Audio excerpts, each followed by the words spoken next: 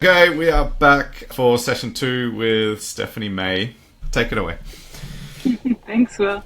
Well, I actually wanted to start off on a point that we touched on briefly in our last discussion. You said that, well, it seemed obvious that Apple would be the place to hire cartographers because Apple prioritizes design.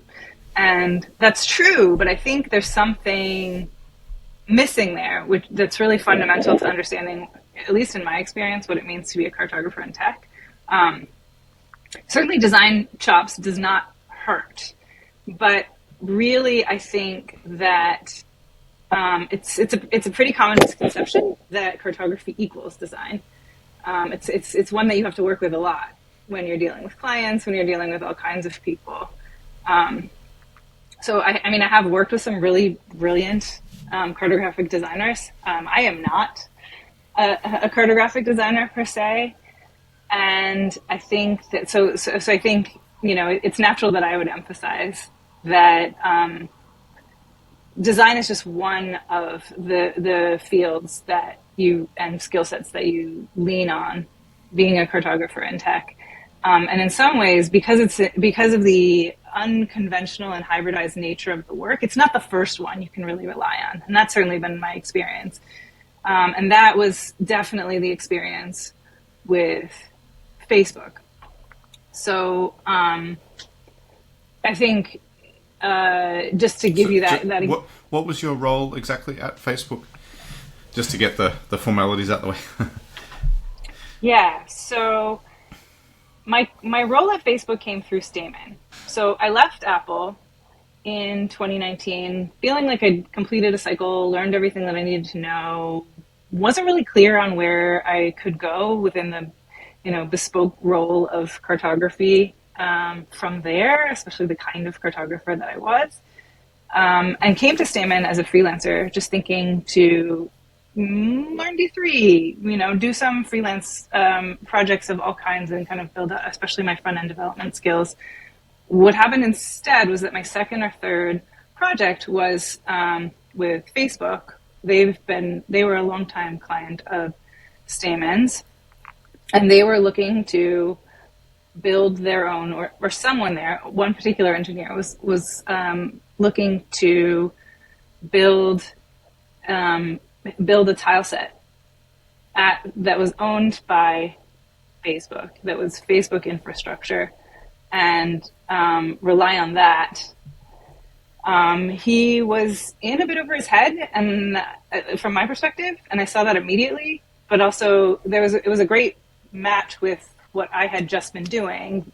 Coming out of working, embedded in an engineering team, thinking about how to deliver map assets to billions of users. So, although my initial response was to pull back, the response on the other side was kind of to pull me back in. So my initial, but it was kind of, I got the opportunity through Stamen, but they didn't really have a good skill match there for who could kind of take it kind of beyond where it was.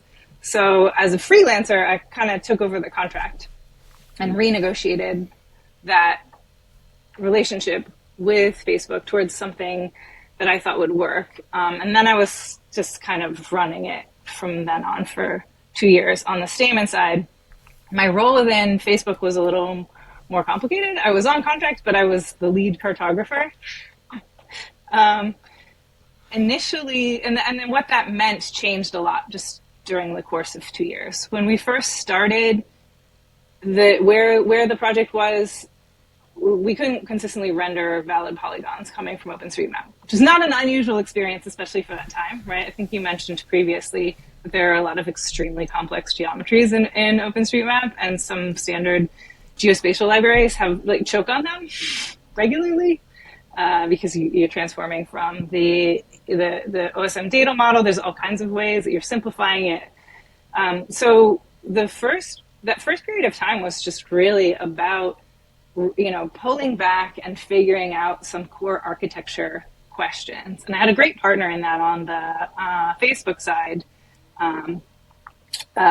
Vladimir Guzman Peregrin. He's still really running a lot of the technical aspects of it there.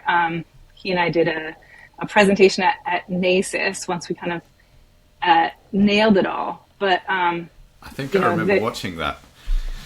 Yeah. You were very excited with your announcement. I was very, I remember what I was very excited about were all of the aspects, all the things that I had been able to do with Facebook infrastructure that were never possible at Apple. And those things were largely because Facebook is a cloud, it's an internet services company first. It's not a hardware company first. Like Apple is. So everything was already in the cloud. You just checking out a virtual machine, everything is there. So really I could kind of start to actually flex and test my theories about how cartographic design and cartographic development could happen adjacent, with an engineering team that's also in the cloud with you. So there, it isn't them, you don't have the same impediments to really, working with the bleeding edge of what this experience is going to be as soon as you can. And so that's what I was experiencing. I was really excited. I remember at that time really excited that we were able to do a tile build every day of the whole world, global tile set rebuilt every day, which the Facebook infrastructure could handle pretty easily. The first question anybody has in response to that is, what was the size of it, and how many tiles were there, and how many zoom levels, etc. Well, all the zoom levels. Is it 18 or 19? And typically 20. Typically 20. It's 20, but it's not. It's 20 zoom levels, but it's not 20 tile zooms. You typically would only build to. It's usually people only build to 15, 14, 14, and then the rest is over zooms. Okay. So it's, zoom 1 to zoom 14. We would have to do the math to figure out how many, that's a good question. I'd have to do the math again to figure out how many tiles that is and what the size is, but very large. Are we talking petabytes? Let me get back to you on that, because I'm going back in time of it, and some of these things are quite different now. For instance, there's been some advances, there's a global tile set that OpenStreetMap is developing, Americana, and they switched over to PM tiles and saw these incredible efficiency gains and incredible size differences. So I don't want to quote the wrong number. I'd have to go back because this was 2020, ages ago, but it was a lot. I will say, when I was at Apple, there was a tablet every week, which was also quite significant for that volume. But it's really a different cadence if you're trying to develop around changes, right? Because if you're trying to put something new on the map, there's this funny, like if you're not right there, if you can't be synchronous, if you can't simulate what that feature is going to look like, both in terms of like one instance and also in terms of frequency and hierarchy and everything else, then you're doing this complex dance of writing a style, then waiting for the tile set with the feature in it to come through, checking that style, adjusting that style. There's a lot that has to happen on both sides of the tile development piece in order to get the feature itself to look right. And that's that can be very time consuming and in some ways you don't necessarily have a lot of confidence about how your feature is going to look globally if you don't have a really if they're less in lockstep, or if you're having to do more of a hacky approach to simulating what that thing is going to look like. So having a daily build. We also had control. Facebook was the first time I really had direct control over the schema itself. And so, and we had tile engineers on both sides and consultants on both sides, thinking about what the schema should be and what was important technically. And then, this a lot of my schema, you mean? The tile schema, which is essentially a database schema, but it's, can you tell us a bit more about what that involves? Tile schema is going to involve the features that are in the tiles. So roads, parks, schools, airports, a tile schema in this case is going, from a cartographic standpoint, it's really important because it's defining the elements of your map. And, so a lot of the work that I was doing in those early days was thinking through like, okay, what's the MVP tile schema here? Like, what do we really need to get in here? And that was a really sweet spot to be in as a cartographer and as the kind of cartographer that I am, kind of, really, I like the idea of stripping it down to just the minimum things that you really need to see. So we did a lot of thinking about what goes into creating a social media map, right? A map for social media. What kinds of features are users going to expect to see? And kind of working backwards from that question to really define what elements from OpenStreetMap and other sources were most important to include in this tile schema.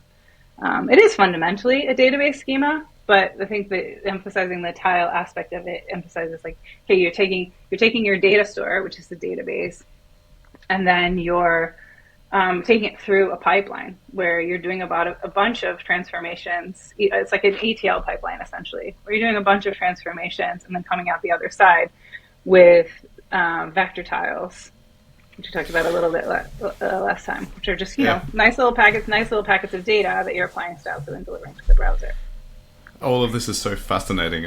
All of these conversations with you are like, it's a bit fraught for me because I have to control myself and not ask you 5,000 questions every time you give me an answer. Something that sticks out for me that I think is useful for people trying to learn from your experience is your application of agile methodologies. Could you speak to that a bit? Absolutely. So I think that the way that I have enjoyed working the most is through a combination of design thinking and agile methodologies. So, for anyone in your audience who isn't super familiar with this, agile is often contrasted with a waterfall method of project management. These are both project management styles. There's a lot of variation within them. Fundamentally, the philosophical difference is that with agile, you're doing the minimum to get something out there, test it, see what's wrong with it, and go from there. Whereas with waterfall, you're coming up with a very elaborate plan, really getting a buy-in and stakeholder buy-in and all the approvals you need for everything you want to build ahead of time, and then sequencing out and building from there. The way that I've seen it play out is that hardware often you would require something like a waterfall methodology because you need a whole bunch of components to be built all the way to spec, because you're developing, an important part is you're developing from a spec that needs to be developed and manufactured in advance. So all those pieces really need to match up. Whereas a lot of times in software, it's the most efficient to have an agile methodology because there's so many unknowns and so many things that you just aren't going to figure out until you get in there. And certainly I have found that agile methodology works really well for innovating in the map space because you don't know what you don't know, and you don't really know what limitations are going to be impenetrable and what ones are actually going to move a bit.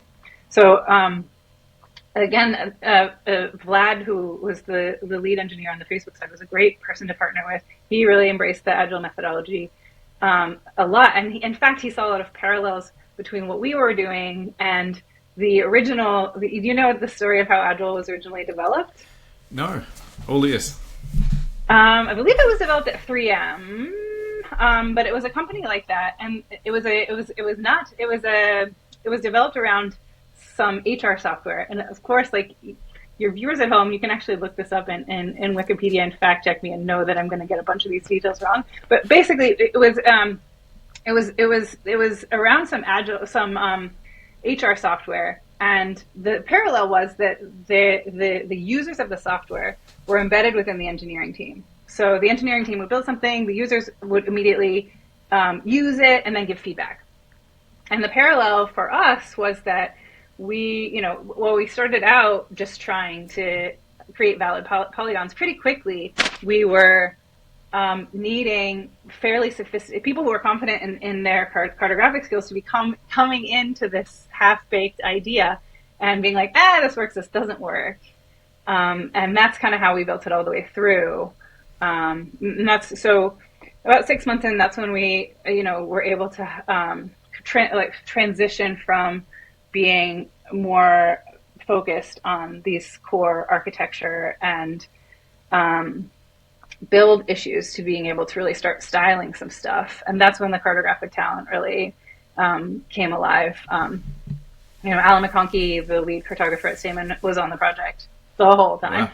Like, he was on it, but he was on it the whole time. And then Jonah Atkins was the next one who came in certainly super early. Gretchen Peterson and Mamata Akela, all just like really phenomenal cartographers who also have experience dealing with the technical and could come into an agile environment like this and make headway with it. Not that it wasn't hard. It was super hard. It was incredibly hard thing to do, especially because we really didn't anticipate the pandemic.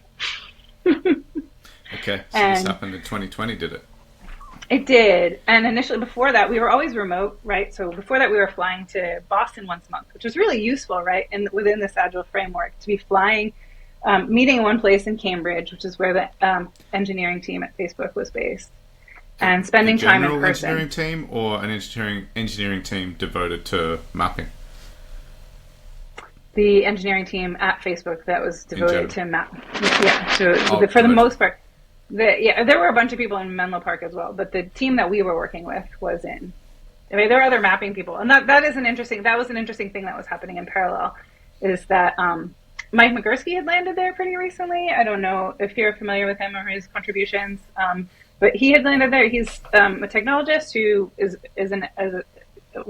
was early at Stamen and also has done a lot to advance things like technologies like vector tiles, but also has been a huge proponent of OpenStreetMap and open data in general. And so he was at Facebook already focused more on the data for good side of things and that kind of like working that. So Facebook was engaging with OpenStreetMap. What was ambitious about this project was it was dog fooding, right? Again, it was okay. So, Facebook is gearing up to be give back a lot of their data, clean up, anonymize, and give back a lot of their data, contribute it to OpenStreetMap, and contribute it publicly through Daylight, which was one of their first big data sharing efforts. But who uses that data and how? How do you use that to build a consumer product like the mapping platform that already existed at Facebook? At that time, they were relying on this patchwork of other solutions. They had raster tiles. They were buying data from here.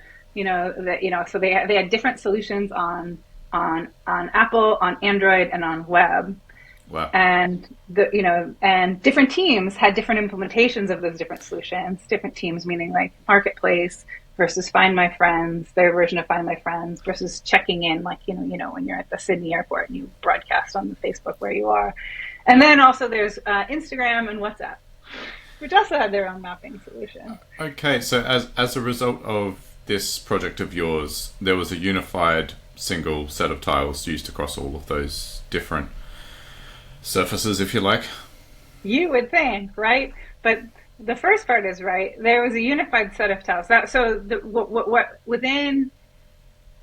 let's see. We started this project in late 2019. Started redeveloped this contract and started on it, and then we published the tiles. We went live in 2020. So I think it was a bit over a year before got all the A/B testing done and got everything out there, and we're able to really establish and prove.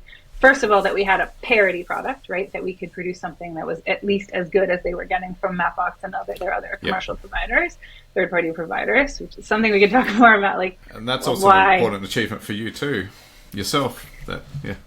It's something that I've done many times, several times. It's very unglamorous.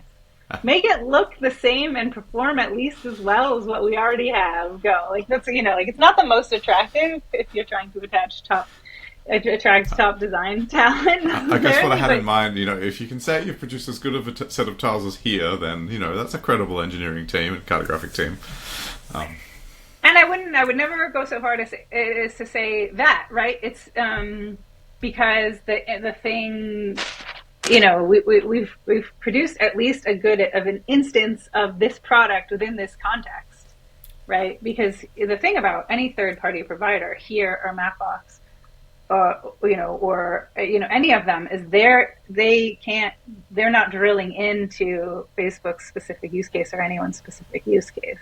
So the advantage that I was able to leverage in this situation was, okay, I'm building this just for you, so we can focus on just your needs and strip away everything else. So I wasn't competing head to head with, to make that clear, I wasn't competing head to head with here. I wasn't competing head to head with Mapbox or any of the rest. It was really just like, okay, here's you can strip away a lot of this. You can go a lot further with some of these things because you're the only client. Only your needs matter.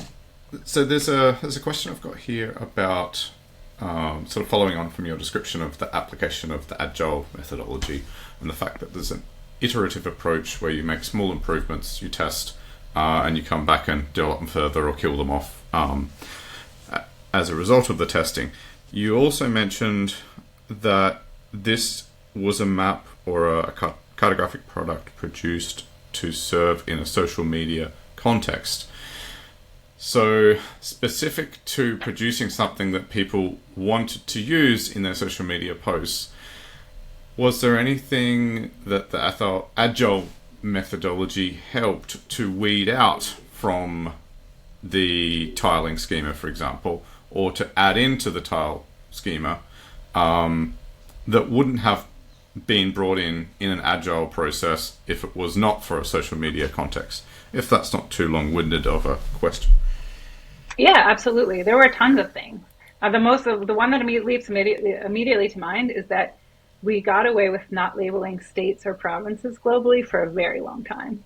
If I could have, I would have weeded out borders for sure, right? Just, based on the argument that for the most part, these are not relevant to social connections and the specific applications that Facebook has.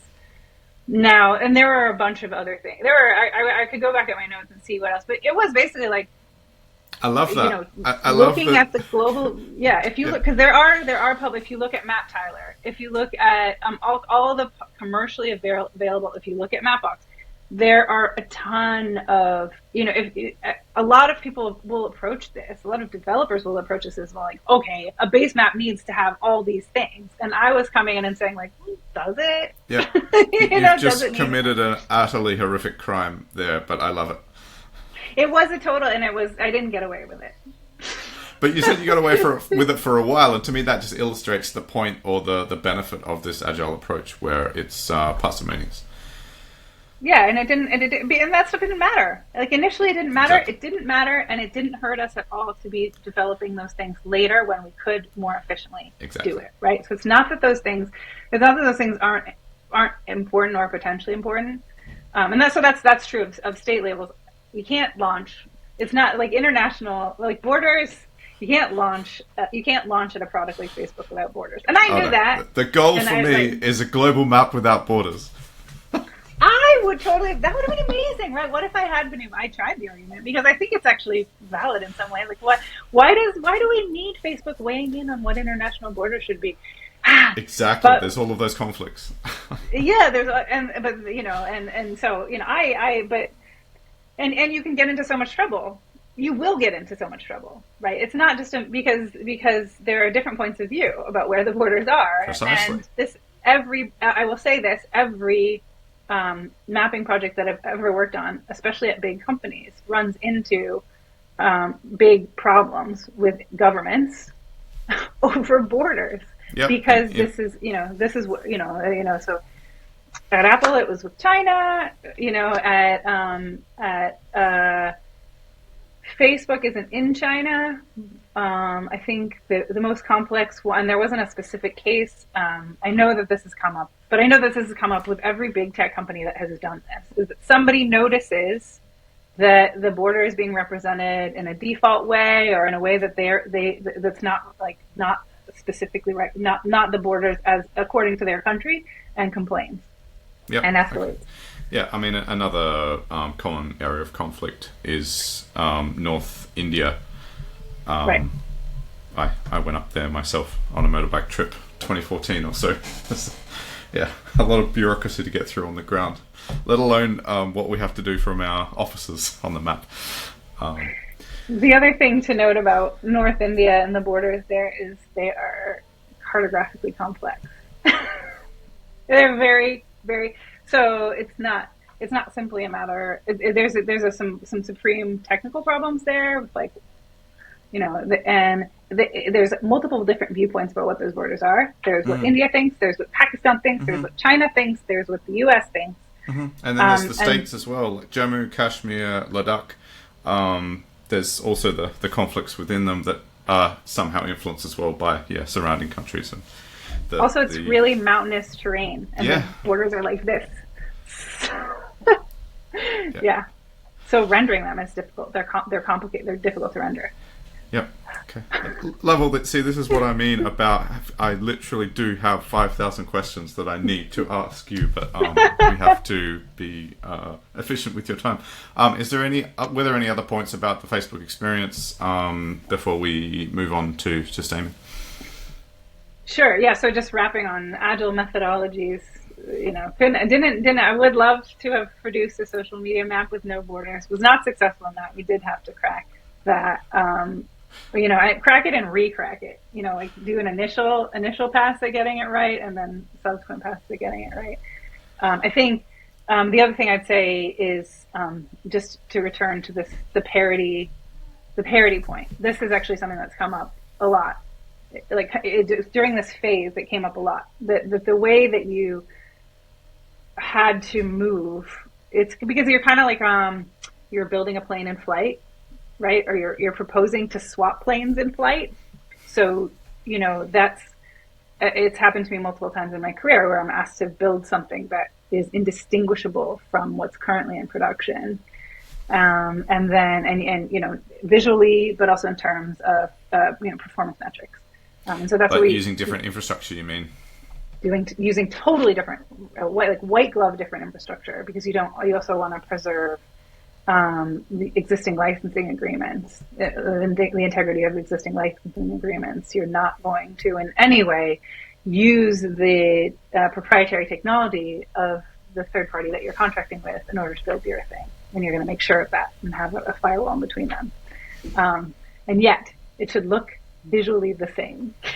So this is all the paddling you have to do beneath the surface. I guess it's you're painting a picture of it being well and truly a holistic set of tasks and responsibilities that you had beyond cartographic decisions. The tools actually to render those cartographic decisions, I guess, is your point. Right. And the other thing that I would really make clear about this is you said, oh, okay, so you built this tile set to just unify them all. That process, I believe, is still ongoing, right? I mean, and that's where you come against every company has its culture, and it's not just because you have an alternative doesn't mean it's a priority for these, you know, internal teams, these internal these separate products that are owned by the same company to necessarily adopt your solution. We may have achieved parity in one sense, but you know, it was not true that, like, once we produced those tiles, that was just the beginning of convincing Instagram or WhatsApp or these other companies, like you know, these other projects, that this solution matched their use case, their internal use case as well. So then it was the task of propagating that throughout the organization. Okay. I've got one more question relating to the beginning of your career at Apple, which you said was to do with indoor mapping. When I was doing my little bit of research on the ground around the Bay Area a couple of months ago about where to live and work, possibly, I did manage to go to the Menlo Park headquarters of Facebook. That is where it is, right? It's called Menlo Park, the headquarters? Yeah. It's a terrible, big, ugly office, if I can say that. Anyway, I just was wondering if Facebook has an indoor mapping solution for their staff in their offices. I don't want to say anything that I'm not supposed to, but yes, they do. Okay. Oh, well. They do. There is a system that helps you now, because there are several campuses. There are a bunch of campuses, and I have also had, I could tell you a crazy story about the first time I ever interviewed at Facebook, which was years and years ago. And I took the bus down there because that's who I was. And I had to cross the highway on foot to get to my interview. And the sunblock ran onto my contact lenses. And so I arrived. And like also that Facebook campus in Menlo Park is, it's funny because it's like, it's in a very car oriented part. So there's like parking all around the outside, but they're going for like more of like an incense town square, an ersatz town square feel on the inside. And so I was just utterly lost. It was hilarious. Like I couldn't see, and But anyway, getting lost is the bane of geospatial people's existence. Everybody's always taking the piss out of us if we ever lose a sense of direction. Yeah, okay. But the response to that is that there's a reason I got into mapping. It's just not inherently good at finding my way around. There we go. Anyway, there are standard retorts too. Yeah. So yeah, indoor mapping is a little separate topic and one that I don't know. We could talk about more, but it's in some ways it's quite separate. It's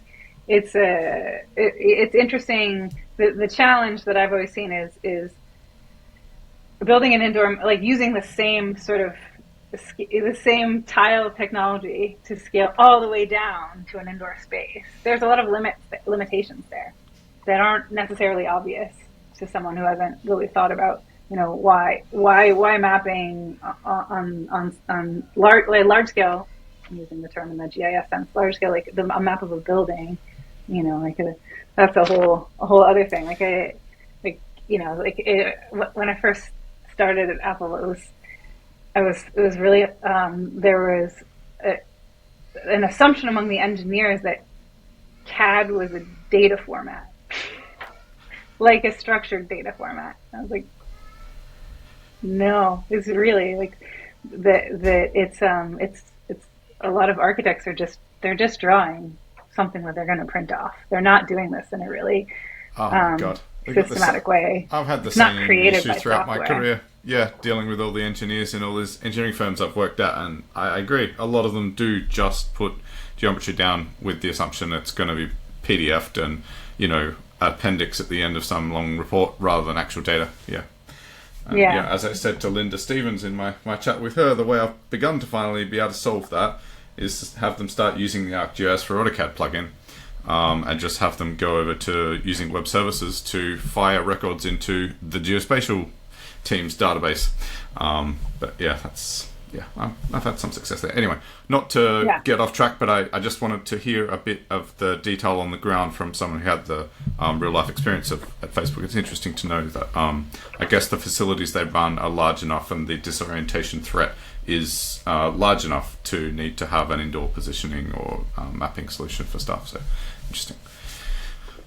Yeah, cool. It makes sense. It makes sense to have that, to do that. And I would say I loved a lot about Facebook and there's a lot internally that's quite sophisticated, and the staff themselves were extremely bright, like very very bright, very autonomous, which is great. It also is the reason why it's not it's like building an internal solution like this. It's not as simple as like I built it, now everyone adopts it. Right. Or we built a political campaign. Which was, and that was kind of the next phase of the project, and I was there for that too. That was cool, right? Why? Instagram's like, well, we can't do this without a dark mode. Da, da, I get to build a dark mode. Okay, so there's the next year. How long did you do the dark mode? At this point, I didn't do it I was definitely on the project management side of things. So we did the dark mode. Sam did the dark mode. The team. So just out of curiosity, right? So how long did the team take to produce the dark mode? It was a matter of weeks. Yep. And that's because we had really talented and experienced cartographers. Melissa Gala comes to mind here. She was a big architect behind that one. She had already at this point we were past parity, right? So we owned the tile schema, right? We owned we could build it and make changes in it. We could describe it, and we owned the palettes on the light map side. And she had reworked those already before, as part of like, once we hit parity, it was like, okay, great, now let's break out of this and like, you had some scratch all autonomy those and itches. power to execute, right? Okay, God, I'm It having took, to I think restrain it myself. took, Because yeah, I I have think so it many took, questions now about dark mode maps, but we have to go to your experience at Stamen. Could we? well, just... ask me about dark. Ask me something about it. Come on. Yeah. Ask me. Okay. 'Cause So I also did the first, second dark mode at Apple. wow. Okay. So are there a bunch of sort of standard rules in the industry for going from light mode to dark mode in terms of hues, or is it? Is there some sort of rules-based way to change the hex values? What? No. How do you do it? Yeah.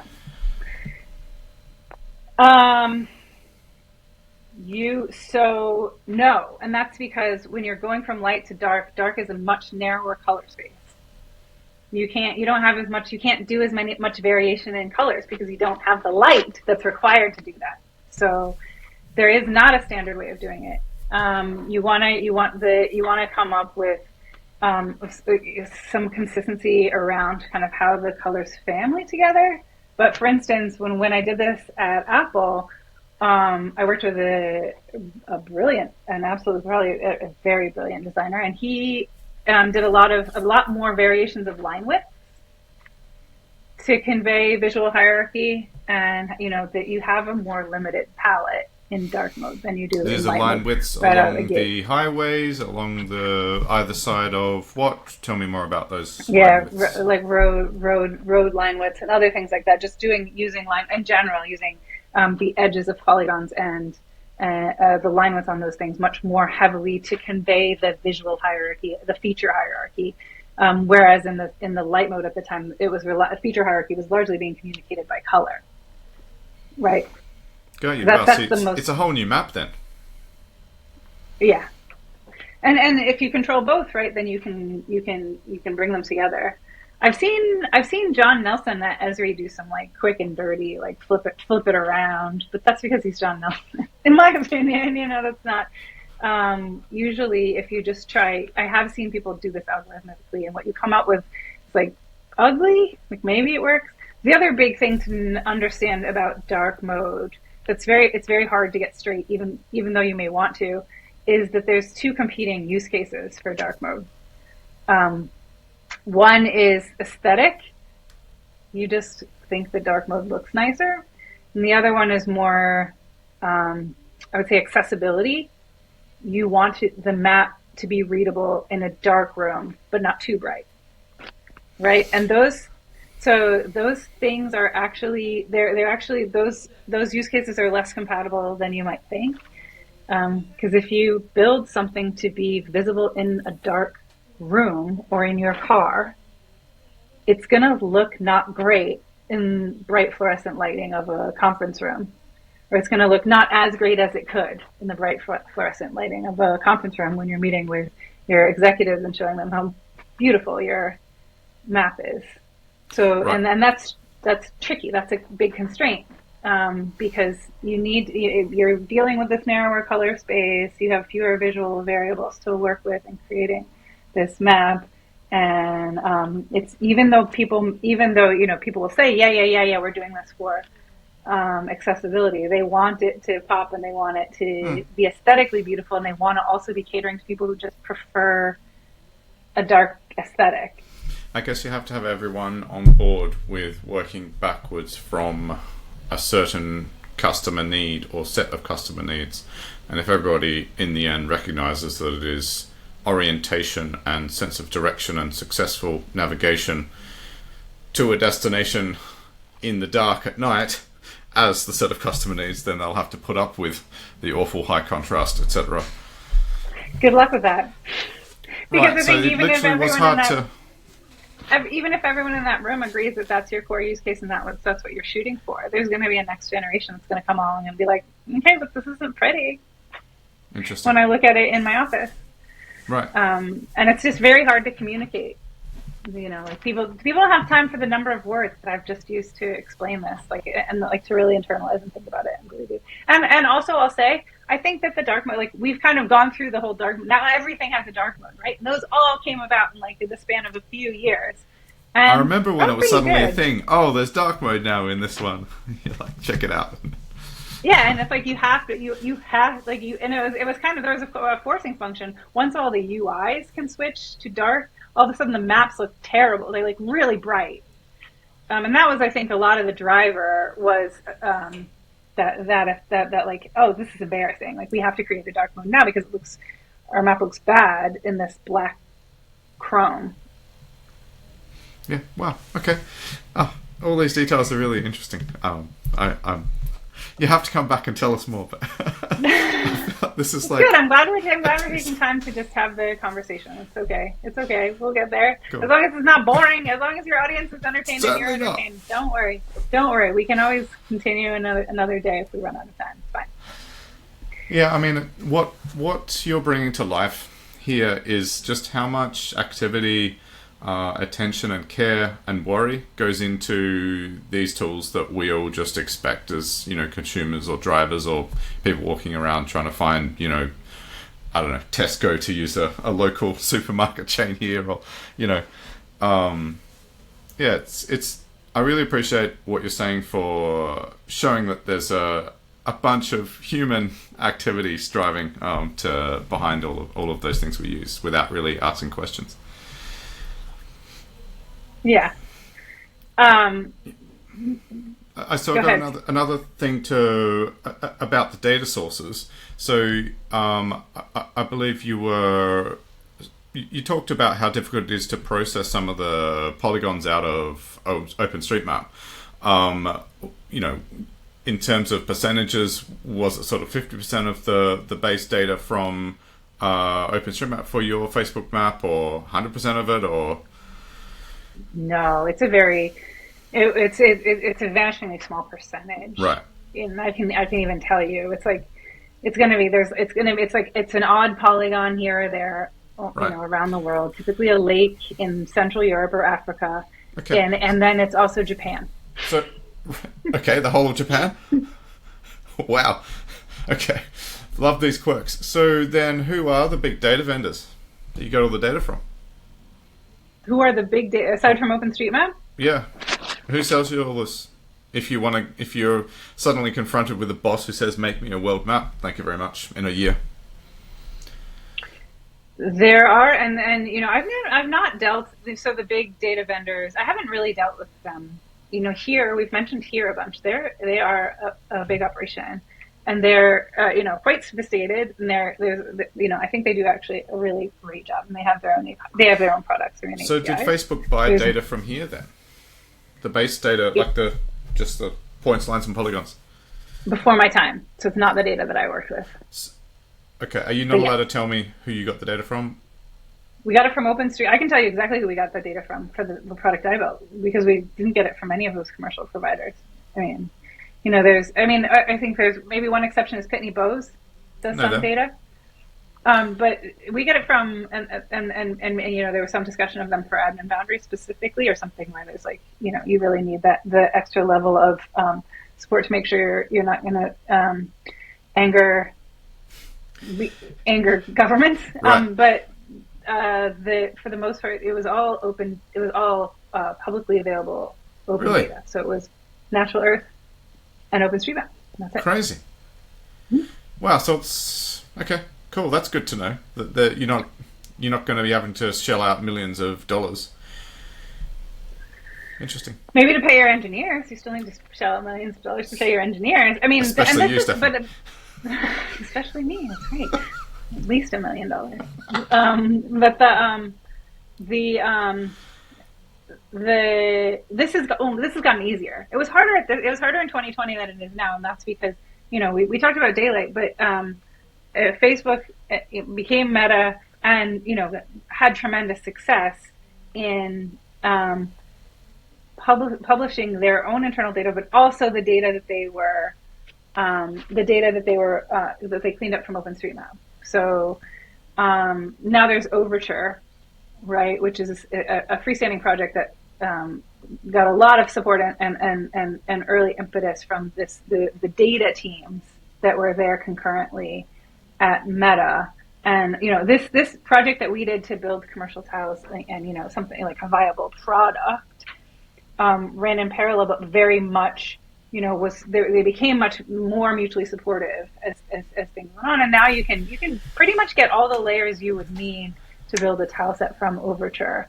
Right. Okay. We commissioned a land cover layer. There's another classic problem in cartography where people will be like, the map's too blank. And it's like, that's because there's a giant mountain range there. There's no, unless we put the mountain range, okay, so we'll put the mountain range. Like, okay, so we need a hillshade layer. Okay, so we need some land cover data. So those are the types of things that don't exist in OpenStreetMap that we separately. Got you. So for the hillshade, did you just use SRTM or Aster or? I can't remember. Where did we do it? I think that might have come from TileZen, at least initially. They had developed a TileZen. Okay. TileZen. You have heard of that, or you haven't? I have not. TileZen was built by MapZen. MapZen was a company funded by Samsung. No way. I've only recently become aware of Samsung's involvement in geospatial. I think they had a spatial team since 2012, and I saw a semiconductor job up on LinkedIn in the past couple of months in their GNSS semiconductor. Yeah, well, it makes sense. Stuff. I mean, they are a major smartphone, sure. They're a major company. Okay. And so they funded this company, but it was really more exploratory and experimental. And eventually it wasn't for them, and they pulled the plug. And a lot of luminaries and kind of it was a company that attracted a lot of talent, and they produced it's a tile schema to look at. TileZen is an existing, that one was primarily developed by Nathaniel Kelso, who's also responsible for Natural Earth, and is also someone who I briefly overlapped with at Apple, but he's the real deal. So something to touch on here then is the emergence of these coalitions in the map data space. So you've mentioned Overture Maps, and is Microsoft involved as well? There's a bunch of big tech companies involved. It's basically, I guess, because of the expense that all the double spending really that everyone was doing. All these organizations were spending the same money with the same people to build the same base map site. It seems like everyone's gotten together and spend that money once. But then in the HD mapping space... Not everybody. Oh, okay. Not Apple and not Google. Right. Interesting. Okay. Well, the ones that... Yeah. The ones that aren't Apple and aren't Google. But at least there is some phenomenon of these coalitions emerging, even if they're small sometimes. And something that I'm also paying attention to in my sort of volunteer role here as the person maintaining the Geospatial Index is a bunch of car companies often who are getting together for HD maps. Apparently TomTom actually maintains one of the best ones out there, but there's a bunch of Japanese car manufacturers who've gotten together, sort of led by Toyota, to produce incredibly high definition maps that are suitable for autonomous driving. But then there's also a coalition of German car manufacturers, Mercedes, BMW, Pioneer, though, funnily enough, was involved. Continental Tire was involved in the purchase of here, I think from Navtech, was it? Or Nokia, sorry. Nokia bought it from Navtech. Yep. So it's interesting how that ball has been passed around. But yeah, it's maybe speaks to, the fact that these are all very large companies that... It speaks to the importance of what we're doing for the world, that there is this interest from these influential firms, and that it also speaks to the expense of what we provide, that they're getting together and trying to avoid paying us more than once. Damn them. Well, and the maddening complexity of it. So I, from my perspective, I've seen all those things that you're describing. I've seen all of those acquisitions and all of those movements kind of rise and fall again, right? A lot of it comes from, because you're right, a lot of it comes from the autonomous driving industry. And it's kind of, I would say, that's when it really ramped up. And that's because, as you say, autonomous vehicles need their own maps. But they need their own maps that work well with computer vision. So, right, so the map that you create for an autonomous vehicle to drive is different than the map that you show your user. And in fact, the data is totally different. The technology stack is totally different. And there was a period in time when there was initially kind of not an understanding that those things, there was an assumption that those things would unify, but computers see differently than we do. Yep. And unfortunately that movement never, we're talking about vector tiles. Vector tiles were never, that technology, that's still the fundamental technology underlying the zoomable, panable maps that we have all gotten used to using for navigation and search and in general, all of these kinds of applications. And that technology has not changed one iota as a result of the self-driving car movement, although there's been an incredible influx of capital. And as you say, there's been all of these attempts, all of these buying and selling of mapping companies. And I think the other thing I would say about that, for your geospatial index and for your general thinking is these efforts are being made, these buying and selling of companies is because these things are seen as table stakes. These things are seen as something that's necessary for these companies to compete in the industry, but they're not profit generating. In fact, they're loss leaders. You lose money on these companies and potentially a lot more than you expect, because it's a lot more complicated than you expect. And that kind of puts us geospatial folks in kind of a weird position, because we're there because we have to be, not because anyone wants us there. Right. Oh, I feel sad now. I was feeling a little important, but now I feel sad. Oh, I'm sorry. Anyway, it's all information. It's still useful. Yeah, it is still useful. And have you? I don't know. Have you driven a Tesla or one of these others? Have you looked up some of these? So actually, for the first time, I went in the back of a Model 3 from Luton to central London when we got back from Serbia, and I have to say, I hated the ride. It's really uncomfortable, at least sitting in the back, and we were going on decent highways. There's some bad roads in London, but I wasn't impressed. Well, you don't get in a Tesla to ride in the back. You did it wrong. You did it wrong. Unless it's an Uber. Oh yeah. Was it an Uber? It was. Yeah. I mean, I was paying attention to all the information that comes at the driver from the system, and how it detected a reasonable proportion of the traffic cones along the road that were there for roadworks. It's great at traffic cones, right? Sorry. It's great at traffic cones, huh? Right, yeah, and it did seem to detect the traffic signals as well. Some things it got wrong, but there are also some sort of doubts I had about the overall interface and the amount of feeds of information that were coming at the driver. Because whenever he put the indicator on to go to change lanes, it showed in the top right, the camera looking backward. And maybe it's just that it was late at night and, it was the first time I'd seen it. But it was a bit jarring to see this,